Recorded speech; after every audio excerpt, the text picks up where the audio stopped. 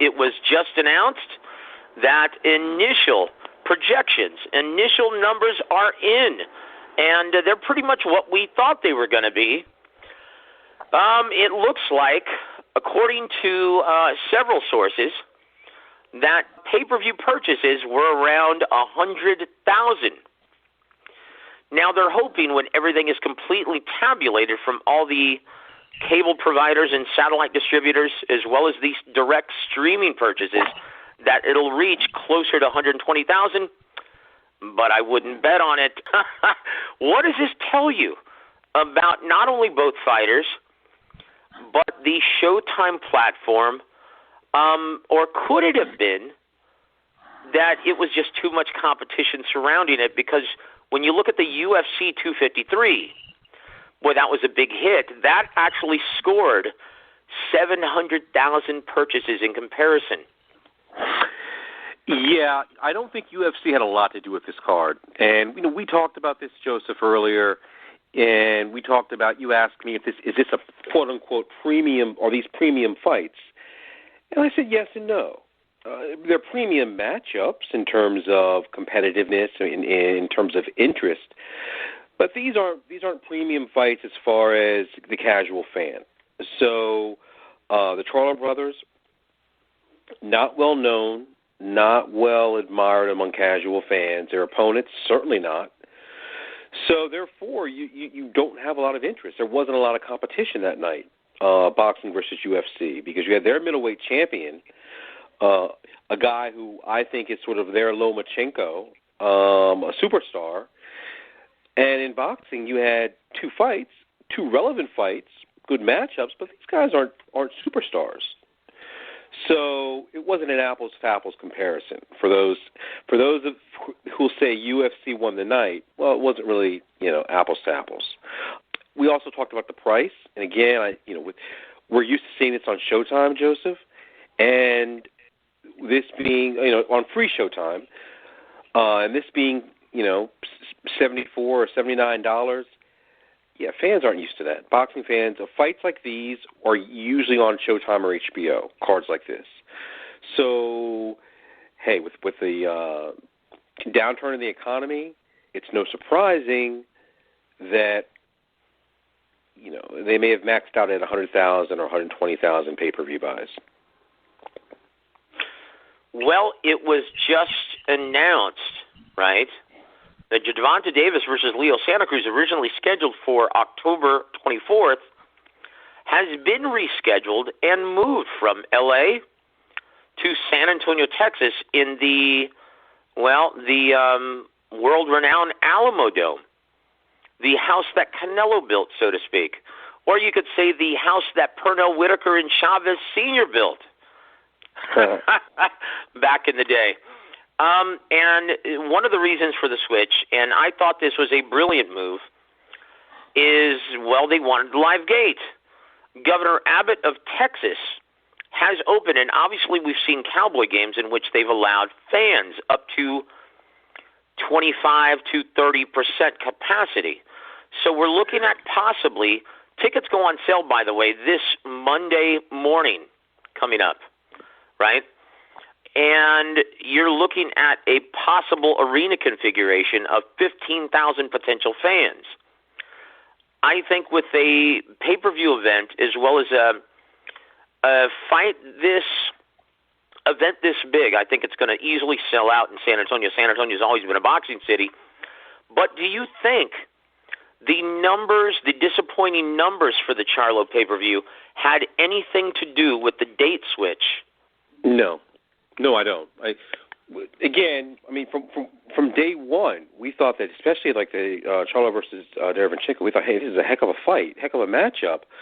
But from day one, we knew that this wouldn't be a big attraction, given that it's on pay-per-view, and given that these are not marquee names.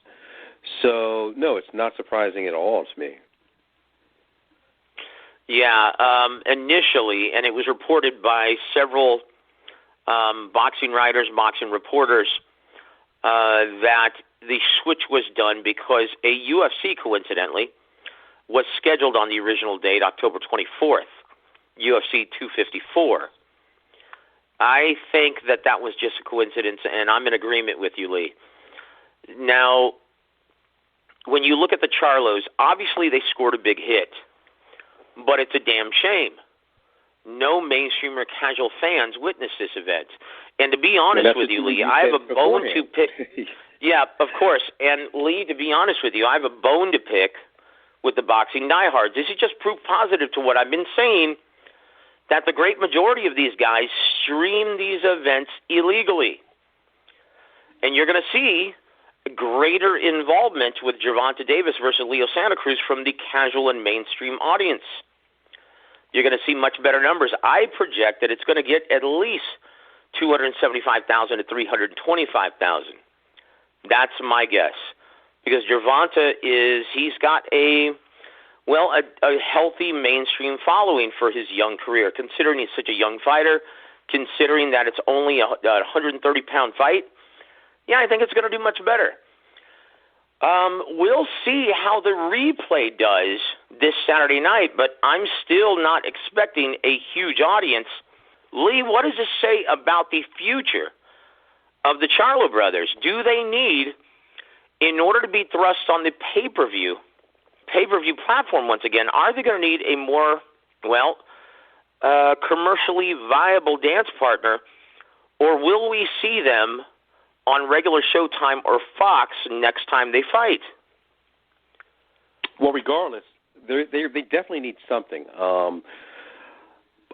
Preferably a commercially viable dance partner, someone like Canelo or Triple G, definitely. If not that, then they need something else. They need something else to put them over that hump, because right now, they look good on paper, and they're talented fighters, elite level guys, but right now they're not sticky as far as the public. They're just not in mainstream consciousness. They're not, and they're not the Tyson Furies or the Canelo Alvarez or the Lomachenko's or even the Broners or the Mayweathers. So right, they need something. They need something to thrust them back into, thrust them into mainstream contention, because the mainstream right now doesn't care. Well, the last time something like this happened, right, and we were bringing this up before this event even took place, that this scenario reminded me of how HBO was treating Top Rank Inc. and Terrence Crawford before Top Rank decided to jump ship and sign a lucrative long-term deal with ESPN, in which HBO and Peter Nelson refused to pay for Terrence Crawford versus Victor Postal, which should have been a regular HBO Championship boxing episode. Instead, they insisted that, they have the added revenue stream, and they weren't going to guarantee that purse without it. Well, that just happened with the Charlo Twins, and we braced everyone for it. And do you think Haymon is trying to get as much money as he possibly can because he sees the end of the road ahead? Do you think Haymon is preparing for the demise and the eventual exit of Showtime Sports from the arena of boxing? And do you think he's going to plan on, now if Golden Boy doesn't get their act in gear and, repair their somewhat tumultuous relationship with both Canelo and DAZN, do you think Haymon might actually switch to the DAZN platform if Showtime goes under? Do you think he might be already planning for this? Yeah, I think he's been preparing for a long time. As far as Showtime going under, he's been preparing this. He's probably going to try to cash out, get as much cash, squeeze as much cash as he can. Is the money going to be there? I don't know. Joseph, the problem is, I guess the issue is, with HBO and Showtime, boxing needs them more than those networks now need boxing. The things have changed. So back in the day, especially in the 80s and the 90s, even in the early 2000s, HBO needed those big fights. They needed those big fighters because they attracted people like your dad and my dad. They had subscriptions just to see the boxing. But now the landscape has totally changed. Now, hey, it would be great to have a guy on HBO or Showtime. Boxing definitely needs them, but they no longer need boxing, because as you mentioned on a previous show, the Game of Thrones and shows like that, those are big-time hits for HBO. And the fact that people are getting apps now, they're doing away with HBO and Showtime. They're getting Netflix. So HBO and Showtime don't have nearly as much pull or as much weight or as much influence as they used to. So, yeah, the demise of HBO and Showtime as far as boxing, it's been a long time coming. And it's inevitable with Showtime. It's just a matter of when. This is why I brought up the DAZN platform, right? Because this is what Eddie Hearn just posted on his Twitter account, right? He said, quote, "The fight to make is Demetrius Andrade versus Jermall Charlo.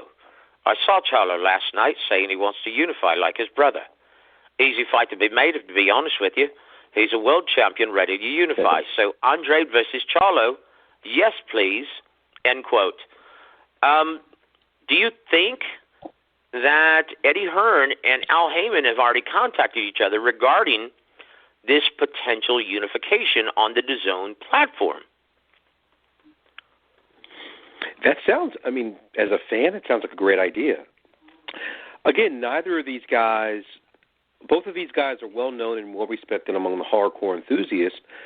Neither of these guys are mainstream, but it would be a good, a solid fight for DAZN, but it's not gonna, you're not gonna rack up a whole lot of numbers. It's certainly not Canelo level, but to me, I think that's a heck of a matchup, and maybe the winner of that fight gets elevated to semi-mainstream status. Agreed. I think, and once again, we talked about this on previous shows, it's Promotions 101. If you've got guys who aren't ticket sellers but elite-level fighters, you have no choice but to stick them in tough. Right. And that would be the next logical step for both Demetrius Andrade and Jermall Charlo. It's Fisher Cup bait for both these guys, right? The problem is this, Joseph. If you're the manager of those guys, you don't want that. If you're Andrade or Charlo's manager, you want to get that big, you want that big cookie with Canelo or that big cookie with Triple G as soon as possible. But it just may not happen that way for the reasons you've expressed. But those guys, if you're managing those two guys, you definitely want to bypass each other and go straight to Triple G or Canelo. Well, Lee, there's a saying, people in hell want a bucket of ice water, but it's just not going to happen.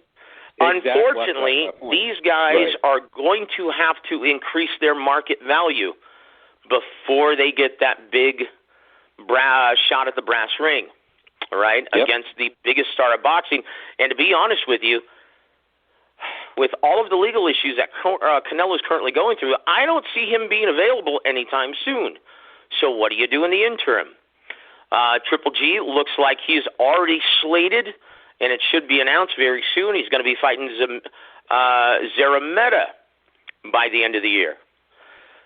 So if they want to, fight someone in the interim, why not a unification bout? But here's the problem, Lee, and this is one of the reasons why this is a hard fight to make.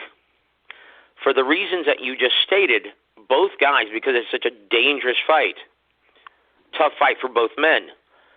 Both men are going to want to be handsomely compensated. Is DAZN going to be willing? And once again, you said this is not going to move the needle for any mainstream and casual audiences. Are they going to want to pay? I'm guessing an estimated $4 to $5 million for this fight.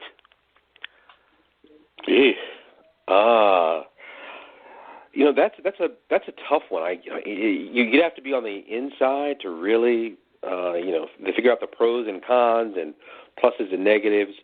It is a hot fight, and that fight would be hotter than Charlo versus Derevyanchenko, especially now that Charlo beat Derevyanchenko. But so you'll get a little uptick. How much? I don't know. I mean, is DAZN willing to lose a little bit of money, lose a little bit, to invest? Hey, we'll take a hit on this one, but we're going to build the winner of this fight to be this, a great challenger to Triple G or to Canelo. A lot of the fans, Charlo, both of the Charlos. But again, it's and they're good fighters, and they deserve to be in the ring with Canelo and Triple G as skill-wise. But it's like Leonard versus Hearns, right? Leonard's like, I'm not going to fight you. No one knows who the hell you are, except for boxing fans. I'm a mainstream star. I'm going to go over here and fight this guy Duran, who's also a mainstream star. So then Leonard had the 2 fights with Duran, and by then, Hearns had become a big name, and then Leonard was like, okay, now I'll fight you because you bring something to the table. Before, you're a hell of an opponent, a huge risk, but you didn't bring anything to the table. So for Canelo to take that risk, or Golovkin to take that risk, someone's got to bring something to the table, Exactly. And that's why like this fight makes Kovalev sense. brought Absolutely. To the table, Mm-hmm. So hopefully the winner of this, if these guys get together, the winner will get elevated and he'll bring a little something to the table.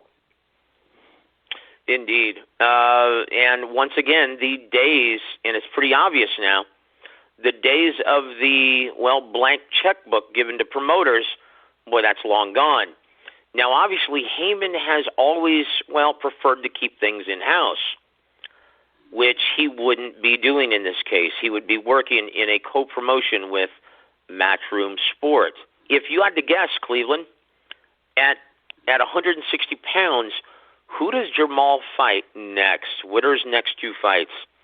If you had to look at all of the available opponents at 160. Wow, next 2 fights. I think Andrade would be good. Obviously, that would be maybe too much risk for the reward. But like you said, you might be pushed into that position.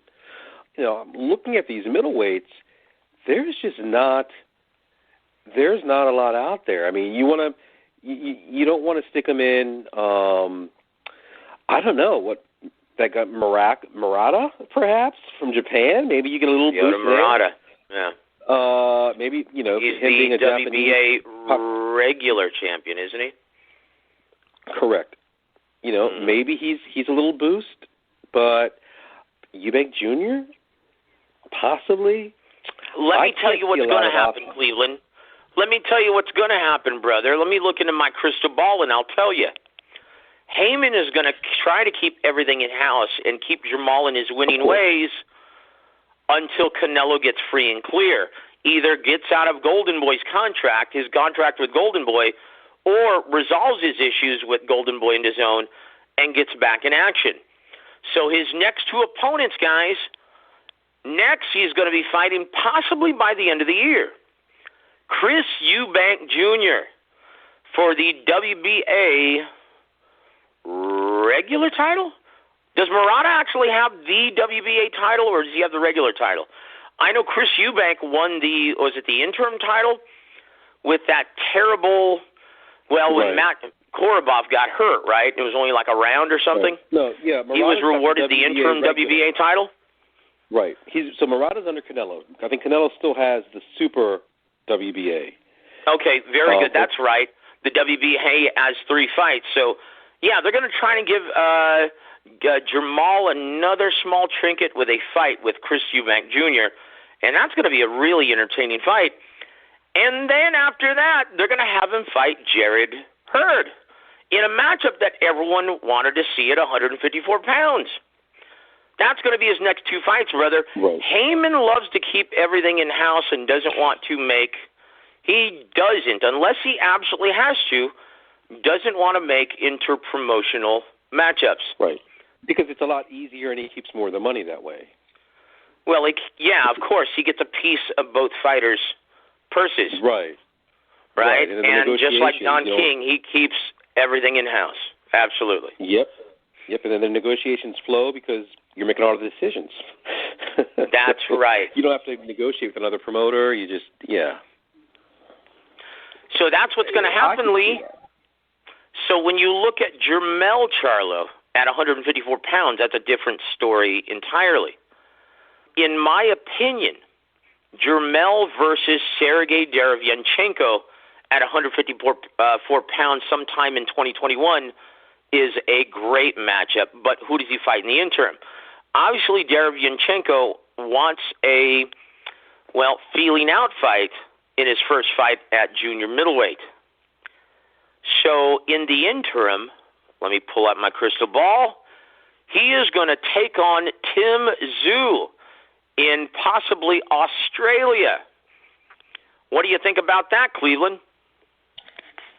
That's an interesting fight. That would be huge. I mean, given that Charlo is the Ring Magazine champion, yeah, and Tszyu is coming off this hot win. That makes a lot of sense. I could see that happening, and that would give him a little bit more buzz, at least in Australia. Well, it's a lot better than the buzz he's currently getting with only 100,000 pay-per-view buys, man. But I tell you what, it's going to be interesting. But right now, like I stated on this past Wednesday night show, guys, Jermall and Jermall are both the toast of the boxing nation at 154 and 160 pounds. Congratulations to them. And, we'll see what happens. We'll see how it plays out.